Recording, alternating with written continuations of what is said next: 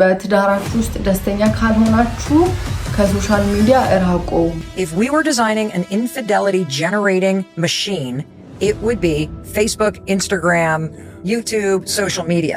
ሶሻል ሚዲያ እስካለ ድረስ ሁሌ ፍቺ ስላለ ሶሻል ሚዲያ ላይ ዝም ብሎ ስክሮል ያደርጋል።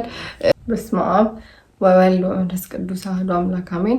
ሰላም እግዚአብሔር ከሁላችሁ ጋር ይሁን። ውድ ሀና ዘኢትዮጵያ ገጽ ተከታታዮች ሁላችሁ እንደምን አላችሁ? እግዚአብሔር ይመስገን አለሁኝ በቸርነቱ። ዛሬ እንግዲህ ይዤላችሁ የመጣሁት ቪዲዮ ሶሻል ሚዲያ ምን ያህል እየጎዳን እንዳለ የሚያመላክቱ ቪዲዮዎች ናቸው። ከዛም በተጨማሪ መፍትሄውስ ምንድነው የሚለውን በዚህ ቪዲዮ ጠቅላላ አድርገን የምንወያይ ይሆናል።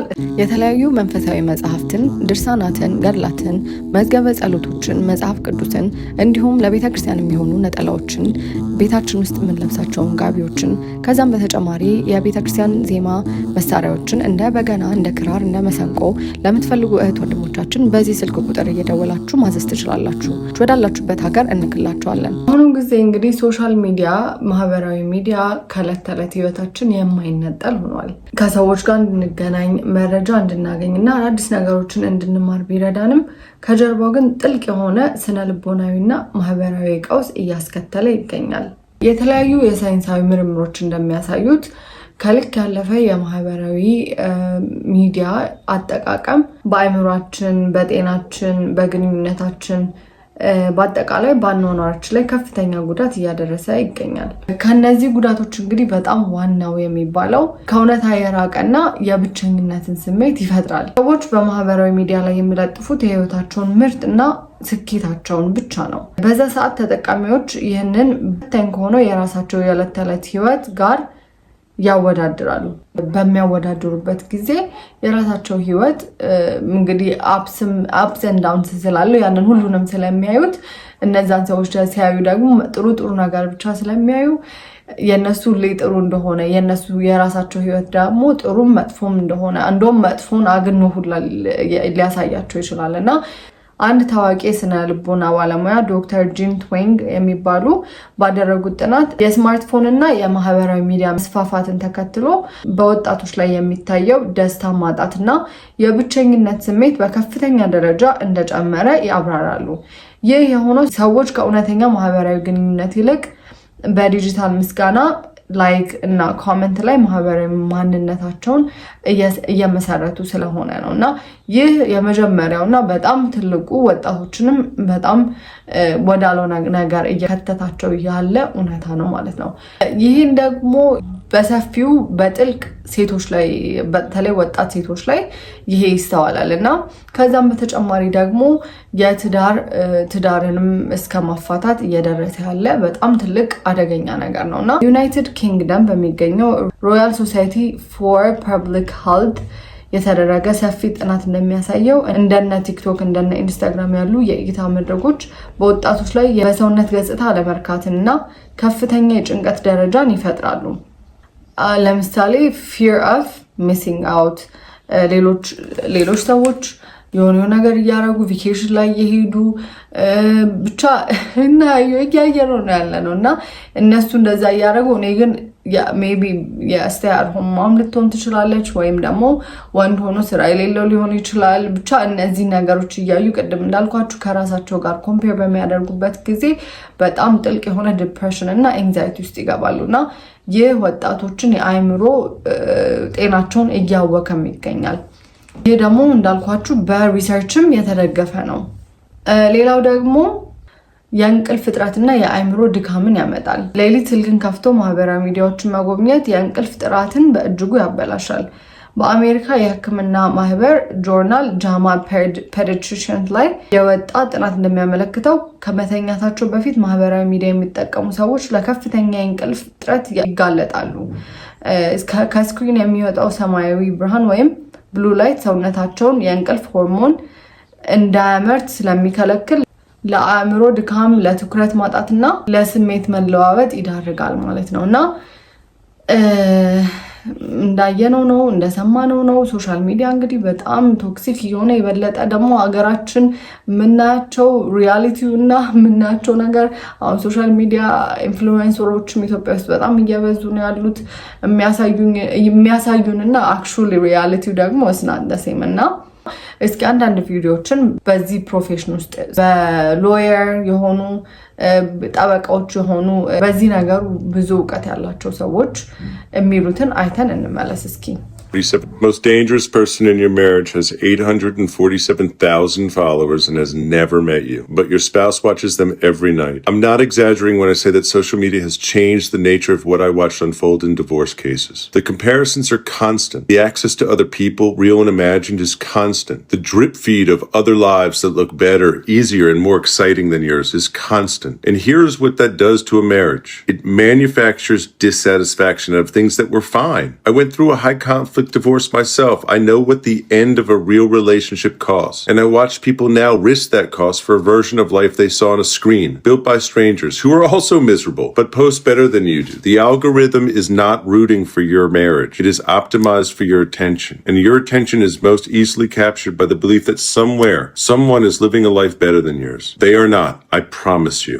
እንግዲህ አሁን የሰማነው ሰው በአሜሪካ ሀገር የፍቺ ኮንሰልቲንግ የሚሰጥ ነው ማለት ሰዎች መፋታት በሚፈልጉበት ጊዜ ያንን ሂደት የሚያቀልላቸው ካይንደፍ ማለት ነው። እና እሱ ምን እያለ ነው በጣም በብዙ ኬዝ ውስጥ ያየሁት ነገር ወይም እየሆነ ያለው ነገር በትዳራችሁ ውስጥ እየበጠበጠ ያለው ከብዙ ነገሮች በላይ በሶሻል ሚዲያ የሚታየው ነገር ነው እያለ ነው። እና ሶሻል ሚዲያ ላይ እንግዲህ ወንዶችም ሆነ ሴቶችም የማዩት ነገር ይኖራል። ሴቶችም ሌሎች ባሎች ለሚስቶቻቸው ብዙ ነገር ሲያረጉ፣ አበባ ሲገዙ፣ መኪና ሲገዙ፣ ቤት ሲገዙ፣ ብዙ ነገር ሲያረጉ ያቺ ሴት ያንን በምታይበት ጊዜ የራሷን እንግዲህ ባል ወደ መናቅ ከዛ ደግሞ እንግዲህ አልፎም ተርፎም ደግሞ ወደ ፍቺ ይሄ እንግዲህ ወደ ፍቺ እያስኬደ ይገኛል። እና ሌላም አንድ ቪዲዮ ልጨምርላችሁና በጣም የሚገርም ማለት ነው። ይሄ ደግሞ How to Stay in Love የሚለው መጽሐፍ እኔ ራሱ ብገዛውና በተለይ ስለ ሶሻል ሚዲያ የሚያወራው more ባነበው ደስ ይለኛል። You actually have a chapter in your book, How to Stay in Love, chapter 19. If we were designing an infidelity generating machine, it would be Facebook, Instagram, YouTube, social media. This is page 114. If you're vaguely unhappy with your relationship or marriage, and especially if you're more than vaguely unhappy with it, stay away from social media. The vast majority of what you'll find there is unhappiness masked as happiness. It will f with your head, your heart, and your relationship. And you talk all about how social media is the single greatest breeding ground ever for infidelity. Nothing that has come before, not swingers clubs, key parties, chat rooms, workplace temptation, Ashley Madison, Tinder, Grindr, no, not even porn, comes within 1,000 miles. Yeah, I stand by that. Why? Because it's just a perfect storm of attacks on the institution of a monogamous marriage. Like you have a innocuous reason you should be using this technology. Oh, you got a cover. You're like, I'm all the time for I work have to or whatever I'm on it for else, work, or I wanted to see what this person's up to, or the Facebook group of blah, blah, blah is, for our kids' thing, or like there's a million reasons you'd be on your phone that are totally innocuous. Right. Unlike a strip club. Or if, for example, I think that one of the moms at my son's soccer practice is attractive. If the only entry point I have for talking to her would be walking up to her at practice, it's not as threatening because you can't really do that without it being. But now, we follow each other on social media because we both are part of that group that is a group chat that, and now I also see her vacation pictures. And now I might innocuously say to her, oh, I saw you guys went to Tulum. Where did you stay? We're thinking about going. And now I'm talking to you. And I'm talking to you, by the way, privately. Like I'm in your DMs, we're talking. So it's not only it's not like approaching you at the soccer game. It's like approaching you alone in a restaurant. Like, and we're just the two of us talking and no one can see what we're saying. Like, you don't see that this is a massive, and by the way, the algorithm is suggesting my ex-girlfriend from college. which you don't think at 53. I don't look and think like, oh, when I was 20 something, it was so good. I didn't need reading glasses and I had less gray hair. Like you're remembering yourself back then. And now you're remembering that relationship with luster and that person's the same age as you. And they're sort of having the same nostalgia. You're just creating this perfect storm for people. And by the way, the performative self, like anyone posts is the best pictures of themselves. And when are you on your phone looking at social media? Is it when you're having like the greatest day or the greatest moment? No, you're on the subway, you're on the toilet, you're bored, right? You're just bored. You're living your gag reel and you're looking at everyone's greatest hits. And you're supposed to walk out of that transaction feeling deeper connected into your real life relationship. No, it's a total distraction, but it's a distraction that is going to create all kinds of enticements and connections that really are not going to be good for your marriage. And you have total plausible deniability if your spouse has any question about why are you on your phone? There's a million reasons we'd all be on our phone. So yeah, it's a perfect storm. Like we owe all the people as divorce lawyers. እንግሊዘኛ ለተረዳችሁ ተረድታችሁታል፣ ላልተረዳችሁት ደግሞ እኔ በቻልኩት መጠን ኤክስፕሌን አድርግላችሁ። ስለዚህ ይህ የዲቮርስ ሎየር ነው ማለትም የፍቺ ጠበቃ ማለት ነው። ባልና ሚስት ሲጣሉ ወይ ለባል ወይ ለሚስት ጠበቃ ሆኖ የሚያገለግል አንድ ሰው ነው እና እሱ መጽሐፍ ጽፎ ነው How to Stay in Love የሚልና ምን ይላል አንዱ መጽሐፉ እንትኑ ላይ በቃ ከዚህ በፊት እንግዲህ ባል ወይ ውጭ ሊያመሽ ይችላል፣ ከጓደኞቹ ጋር ሊጠጣ ይችላል። ብቻ እንደዚህ አይነት ነገሮች እየበለጠች እንዲያረግ ወይ ሌላ ሰው ጋር እንዲሄድ በር ይከፍቱለት ነበረ። ግን ከነዚህ ሁሉ እስካሁን ካወቅናቸው ኤክስፒሪየንስ ካረግናቸው ነገሮች በሙሉ የሚበልጠው ትዳርን ለማፋታት ሶሻል ሚዲያ ነው እያለ ነው እና እነዛም ፌስቡክ፣ ኢንስታግራም፣ ዩቲዩብ ሶሻል ሚዲያ ናቸውና በተለይ ምን እያለ ነው በትዳራችሁ ውስጥ ደስተኛ ካልሆናችሁ ከሶሻል ሚዲያ እራቁ ነው የሚለው። ምክንያቱም ሰዎች የሚያሳዩት ጥሩ ነገር ብቻ ነው። ስለዚህ በዛ ሰዓት እናንተ የራሳችሁን ቅድም እንዳልኳችሁ ነገር ኮምፕሌን ያለባችሁ ታስቡና የበለጠ እንደውም አንቲንክፉል ትሆናላችሁ ወይ አመስጋኝ አትሆኑም፣ ስላላችሁ ነገር አታመሰግኑም ማለት ነውና ብቻ በቃ ጀነራል በጣም አሁን ለምሳሌ በዲኤም ማውራት ወይም በውስጥ መስመር ማውራት አንድ ባለትዳር በውስጥ መስመር ከአንድ ሰው ጋር ሲያወራ ብቻቸውን ቁጭ ብለው ሬስቶራንት ውስጥ እንደሚያወሩት ነውና ያ ነገር በጣም ሰፊ የሆነ በትዳር ውስጥ ማመንዘርን ለማመንዘር በጣም ሰፊ እድል ይፈጥራል እያለ ነው እና በጣም እግዚአብሔር ብቻ ይርዳን መድኃኒዓለም እውነት። ምክንያቱም ምን አለ መጨረሻ ላይ እንደ ዲቮርስ ጠበቃ ወይም እንደ ፍቺ ጠበቃ ይሄንን ፌስቡክን፣ ኢንስታግራምን፣ ቲክቶክን ክሬት ያደረጉትን ማመስገን እፈልጋለሁ። ምክንያቱም ሴኪዩር የሆነ ስራ ፈጥረውልናል። በቃ ሶሻል ሚዲያ እስካለ ድረስ ሁሌ ፍቺ ስላለ ያንን እናመሰግናለን እያለ ነው። በእርግጥ እንደቀልድ እያለ ነው ግን really that's the truth። አሁን ደግሞ ሞር ኢትዮጵያ ውስጥ ካያችሁ የምናያቸው ካፕሎች የተለያዩ ካፕሎች they seem very happy the next day like እንትን ብለዋል። ብቻ በጣም ቶክሲክ የሆነ ኢቭን ኢትዮጵያ ውስጥ በጣም ከባድ የሆነ ነው እየመጣ ያለው ሶሻል ሚዲያ እና በጣም ልንጠነቀቅ ይገባል እና የዚህ መፍትሄ ብዬ የማስባቸው ነገሮች እኔ መጨረሻ ላይ አስቀምጥላችኋለሁ እና ሌላ ቪዲዮ the more likely the divorce. That's been my experience. I have done, and I happen to be in the high net worth space, so of course a lot of my people have a lot of money, so they had big weddings.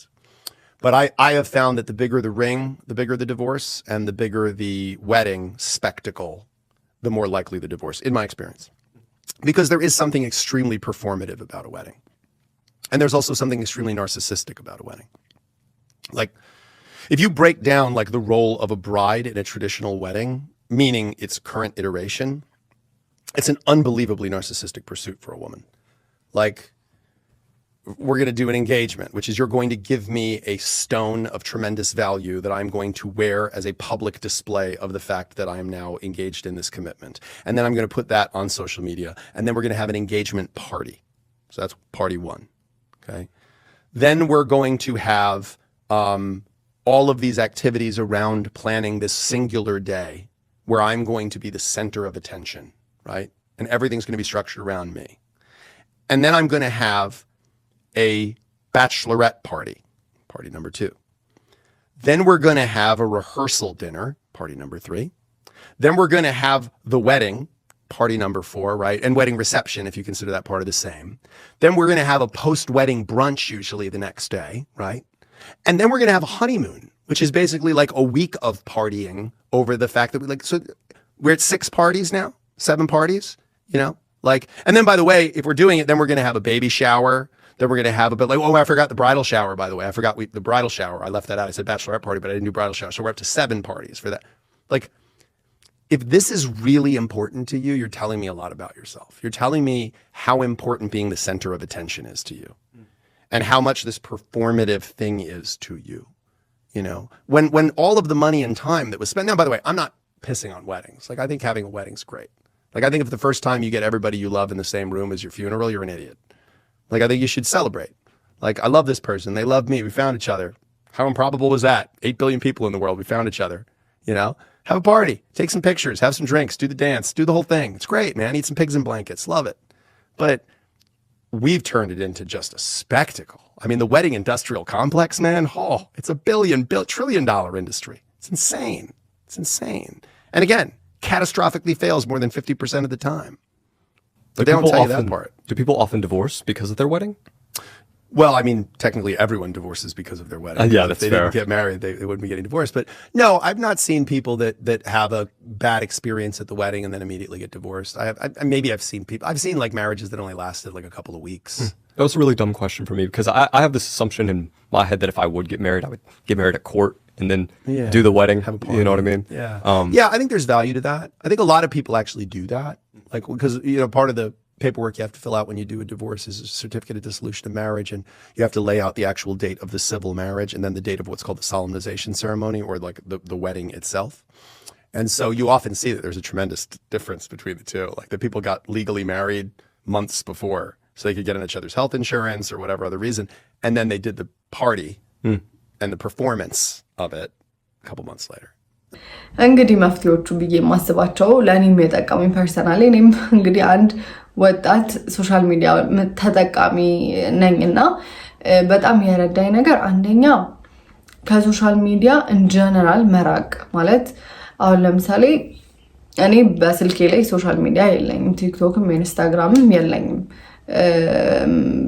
ሁሉ ጊዜ የምጠቀመው ስልኬ ማለት ነውና የስራ ስልኬ ላይ አለኝ ኢንስታግራም ስለዚህ ለስራ ለሆነ ጊዜ ብቻ ሶሻል ሚዲያ መጠቀም ከዛ ውጪ ስራ ከሌለ አሁን በጣም የተለያዩ መጻፍቶች አሉ ኦንላይንም ልንጠቀምባቸው ምንችላቸው ለምሳሌ ዩቲዩብ በጣም ሄልፕፉል ነውና እኔ አሁን ዩቲዩብ በደንብ እጠቀማለሁ ምክንያቱም የተለያዩ ገጾች አሉ እኔ ለራሴ ጊዜ ሰጥቼ ማዳምጣቸው የተለያዩ ምክረ አበው እዚህ ጋር አስቀምጥላችኋለሁና እነዚህን ገጾች to be honest suggest አደርጋቸዋለሁና instead of just scrolling ምክንያቱም ሆነ መጽሐፍ ላይ ያነበብኩትን ለማስታወስ እየሞከርኩ ነውና even እንደዚህ አይነት ነገሮችን ወይ የማይሆኑ ነገሮችን ወደ አይምሮአችን ማስገባት እንደሌለብን ምክንያቱም it's a waste of time እና እንደዚህ ስላችሁ በእርግጥ በጣም ከባድ ነው ግን ራሳችንን እንዳልኳችሁ ሶሻል ሚዲያዎችን እንዳለ ዲሊት ማድረግ ቲክቶክን ኢንስታግራምን ዲሊት አድርገን ዩቲዩብ ላይ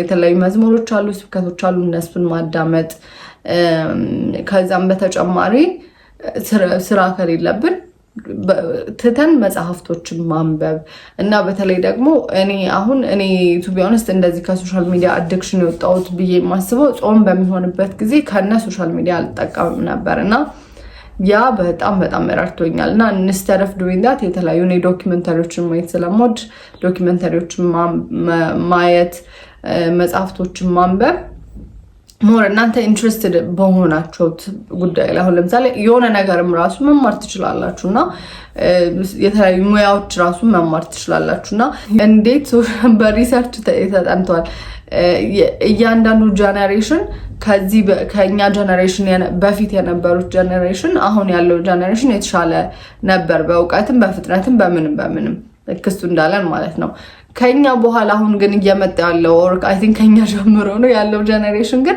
more dumbed down እየሆነ ነው ምክንያቱም ሶሻል ሚዲያ ላይ ዝም ብሎ ስክሮል ያደርጋል የሆነ ያልሆነ ወሬ ይሰማል ምናምንና እንዳልኳችሁ በጾም ሰዓት ደግሞ ከስራችሁ ጋር የማይገናኝ ከሆነ ከነ ዲሊት አድርጎ ቱ ቢ ኦነስት እኔ አሁን ከስራዬ ጋር የማይገናኝ ቢሆን ኖሮ ከነ ዲሊት አድርጌ ብቀመጥ በጣም ደስተኛ ነኝ። ምክንያቱም I love being with my family, with my husband, with my kids እና ከቤተሰቤ ጋር በቃ ከልጆቼ ጋር መጫወት ከልጆቼ ጋር ማውራት I enjoy that more to be honest ከጓደኞቼ ጋር እንደዚህ ማውራት እና መጽሐፍትን ማንበብ ደግሞ መጽሐፍት ልዩ ናቸውና በዚህ አጋጣሚ መጽሐፍት የምትፈልጉትን መጽሐፍት በዚህ ስልክ ቁጥሮች እየደወላችሁ ማዘዝ ትችላላችሁ። እኔ ልክላችኋለሁ የምትፈልጓቸውን አማርኛ መጽሐፍ መንፈሳዊ መጽሐፍትና እኔም ሰጀስት ማረጋችኋለሁ። ከፈለጋችሁ እኔ ሰጀስት አድርጌ ልክላችኋለሁ። በጣም ምርጥ መጽሐፍቶች አሉ እና I feel like to be honest with you ሰይጣን ራሱ ይሄንን ነገር ክሬት ያደረገው to waste our time ነው። ምክንያቱም ጊዜ ኢንስታግራም ላይ እኔ ለአመታት የጻፍኩት አለ ባዮ ላይ use your time wisely because it's limited በቃ ጊዜያችን ሊሚትድ ስለሆነ መሞታችን አይቀርም ማለቆ ስለማይቀር ያለንን ጊዜ ራሳችንን የበለጠ ሃምብል የሚያረጉ ነገሮችን እየተጠቀምን አባቶቻችን ምንድነው ያሉት ቅዱሳን እናቶቻችን ቅዱሳን አባቶቻችን እንዴት ነው ያለፉት የሚለውን ነገር እየተማረን እነሱን አሪያ አድርገን ፉት ስቴፓቸውን እየተከተልን መኖር ያለብን ብዬ አስባለሁ። ታዲያ እንደዚህ ስላችሁ እኔ to be honest it's a struggle ምክንያቱም እኔ ራስ ፐርሰናሊ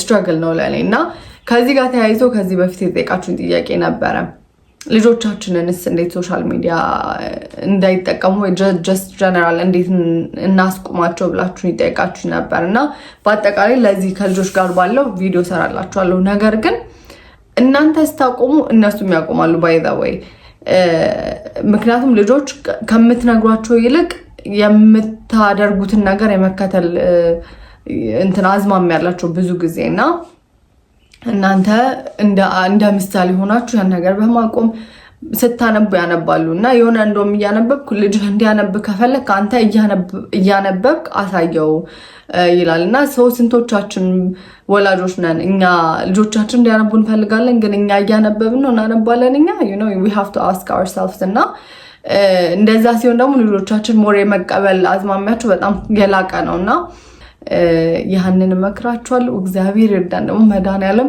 ጸሎት ነው ደግሞ ይሄንንም ለማድረግ እንድንችል እግዚአብሔር እንዲረዳን በጸሎት መበርታት አለብን ብዬ አስባለሁ።